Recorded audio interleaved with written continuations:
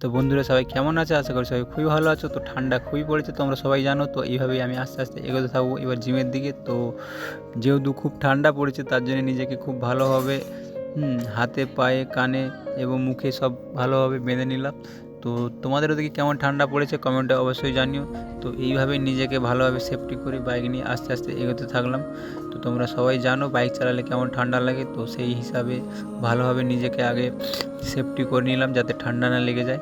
তো এইভাবে আস্তে আস্তে জিমের দিকে এগোতে থাকলাম।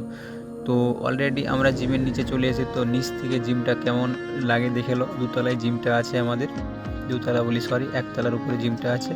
তো আমরা সিঁড়ি দিয়ে আস্তে আস্তে জিমে প্রবেশ করলাম। তো অলরেডি দেখতে পাচ্ছ আমরা আহমদ ফিটনেসের জিমে চলে এসেছি।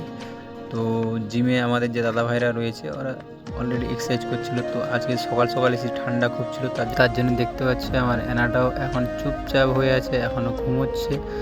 তো ওকে মনে হচ্ছে খুব ঠান্ডা লেগেছে তাই চুপচাপ বসে আছে এবং ঘুমাচ্ছে। তো আমার দাদা ভাইরা জিম করছে আস্তে আস্তে জিমের মধ্যে, দিদি ভাইরাও এক্সারসাইজ করছে। একটু খুব তাড়াতাড়ি চলে এসেছিলাম, তো সকাল সকাল এসার কারণে দেখছো জিমটা একটু কম, জনসংখ্যা খুবই কম, কারণ ঠান্ডা পড়েছে। তো যত বেলা বাড়তে থাকলো আস্তে আস্তে আমাদের জিমের মধ্যে জনসংখ্যা বাড়তে থাকলো। তো সব দাদা ভাইয়েরা এক্সারসাইজ করছে।